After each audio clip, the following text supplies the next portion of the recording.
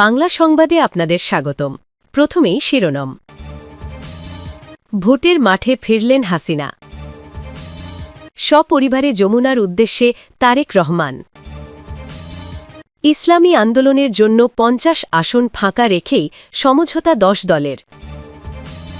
চাকরিজীবীদের ২ দফায় ৬ দিনের ছুটি আসছে। ভোটের মাঠে ফিরলেন হাসিনা। ময়মনসিংহ ৯ নান্দাইল আসনে ত্রয়োদশ জাতীয় সংসদ নির্বাচনে স্বতন্ত্র প্রার্থী হিসেবে প্রার্থিতা ফিরে পেয়েছেন হাসিনা খান চৌধুরী। বৃহস্পতিবার ১৫ই ডিসেম্বর সকালে রাজধানীর আগারগাঁওয়ে নির্বাচন কমিশন ইসি কার্যালয়ে আপিল শুনানি শেষে তার মনোনয়নপত্র বৈধ ঘোষণা করা হয়। এর আগে মনোনয়নপত্র যাচাই বাছাইয়ের সময় মোট ভোটারের শতকরা ১/১% ভোটারের স্বাক্ষরের জটিলতা দেখিয়ে রিটার্নিং কর্মকর্তা হাসিনা খান চৌধুরীর মনোনয়নপত্র বাতিল করেছিলেন। ওই সিদ্ধান্তের বিরুদ্ধে তিনি নির্বাচন কমিশনে আপিল করেন। বৃহস্পতিবার কমিশনের শুনানিতে তার আপিল মঞ্জুর হয় এবং তিনি নির্বাচনে অংশ নেওয়ার চূড়ান্ত বৈধতা লাভ করেন। হাসিনা খান চৌধুরী নান্দাইল আসনের সাবেক ৪ বারের সংসদ সদস্য, বীর মুক্তিযোদ্ধা মরহুম খুররম খান চৌধুরীর সহধর্মিণী এবং উপজেলা বিএনপির সাবেক ভারপ্রাপ্ত সভাপতি নাসের খান চৌধুরীর মা।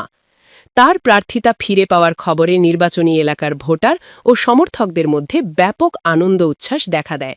বিশেষ করে নান্দাইল আসনে বিএনপির মনোনয়ন বঞ্চিত ৪ নেতার অনুসারীরা এ খবরে নতুন করে উজ্জীবিত হয়ে উঠেছেন। তারা মনে করছেন হাসিনা খান চৌধুরীর নির্বাচনে অংশগ্রহণ লড়াইকে আরও প্রতিদ্বন্দ্বিতামূলক করবে। সপরিবারে যমুনার উদ্দেশ্যে তারেক রহমান। অন্তর্বর্তী সরকারের প্রধান উপদেষ্টা ড. মোহাম্মদ ইউনূসের সঙ্গে সাক্ষাৎ করতে সপরিবারে রাষ্ট্রীয় অতিথি ভবন যমুনায় যাচ্ছেন বিএনপির চেয়ারম্যান তারেক রহমান। বৃহস্পতিবার ১৫ জানুয়ারি সন্ধ্যা ৭:৩০টার দিকে তারেক রহমানকে বহনকারী গাড়ি যমুনার উদ্দেশ্যে রওনা হয়। এর আগে বিকেলে রাজধানীর ফরেন সার্ভিস একাডেমিতে সমসাময়িক ইস্যুতে আয়োজিত ব্রিফিংয়ে আইন উপদেষ্টা জানান, তারেক রহমান সপরিবারে প্রধান উপদেষ্টার সঙ্গে সৌজন্য সাক্ষাৎ করবেন। রাজনৈতিক কোনো এজেন্ডা নেই। দেশে ফেরার পর এটাই হতে যাচ্ছে প্রধান উপদেষ্টার সঙ্গে তারেক রহমানের প্রথম আনুষ্ঠানিক সাক্ষাৎ। এর আগে গত বছরের মে মাসে লন্ডনে অধ্যাপক ইউনূস ও তারেক রহমানের মধ্যে বৈঠক হয়েছিল, যে বৈঠকেই আগামী ফেব্রুয়ারির দ্বিতীয়ার্ধে নির্বাচনের বিষয়ে আলোচনা করেছিলেন তারা। সেই ঘোষণা অনুযায়ী আগামী ১২ ফেব্রুয়ারি ত্রয়োদশ জাতীয় সংসদ নির্বাচনের তফসিল ঘোষণা করা হয়েছে। উল্লেখ্য, দীর্ঘ ১৭ বছর পর গত ২৫ ডিসেম্বর দেশে ফিরেছেন তারেক রহমান। তার সঙ্গে দেশে ফিরেছেন স্ত্রী ড. জুবাইদা রহমান এবং কন্যা ব্যারিস্টার জাইমা রহমান। আসন্ন জাতীয় সংসদ নির্বাচনে ঢাকা ১৭ ও বগুড়া ৬ আসন থেকে ধানের শীষে নির্বাচন করছেন তারেক রহমান। এনটিআরসিএ নিবন্ধনধারীদের দাবির কথা শুনলেন তারেক রহমান। বাংলাদেশ জাতীয়তাবাদী দলের বিএনপির চেয়ারম্যান তারেক রহমান রাস্তায় দাঁড়িয়ে এনটিআরসিএ কর্তৃক নিবন্ধনধারী নিয়োগ প্রত্যাশীদের দাবির কথা শুনেছেন। বৃহস্পতিবার ১৫ জানুয়ারি দুপুরে গুলশানে বিএনপি চেয়ারম্যানের রাজনৈতিক কার্যালয়ের সামনে তাদের দাবির কথা শোনেন তারেক রহমান। বিষয়টি নিশ্চিত করেছেন দলটির মিডিয়া সেলের সদস্য সাইরুল কবির খান।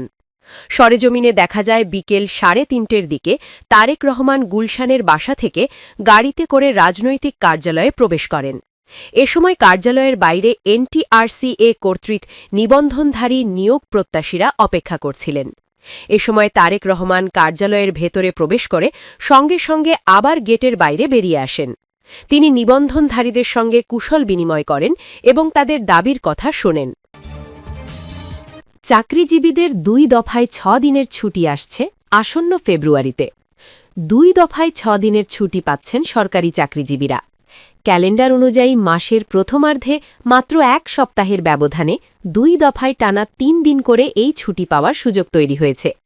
এর মধ্যে পবিত্র শবে বরাতকে কেন্দ্র করে প্রথম দফায় ছুটি পাওয়া যাবে। সম্ভাব্য হিসাব অনুযায়ী আগামী ৪ ফেব্রুয়ারি বুধবার শবে বরাত পালিত হতে পারে।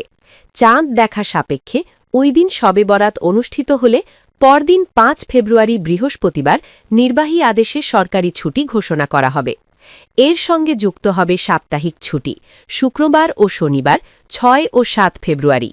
ফলে মাসের শুরুতেই সরকারি চাকরিজীবীরা টানা ৩ দিনের ছুটি ভোগ করতে পারবেন। দ্বিতীয় দফায় ঠিক ১ সপ্তাহ পর ত্রয়োদশ জাতীয় সংসদ নির্বাচন উপলক্ষে দীর্ঘ ছুটি মিলছে। ১২ ফেব্রুয়ারি বৃহস্পতিবার নির্বাচন অনুষ্ঠিত হওয়ার কথা রয়েছে। নির্বাচনের দিন সাধারণ ছুটি থাকায় এর পরের ২ দিন ১৩ ও ১৪ ফেব্রুয়ারি সাপ্তাহিক ছুটির সঙ্গে মিলিয়ে আবারও টানা ৩ দিনের ছুটি পাচ্ছেন সরকারি চাকরিজীবীরা।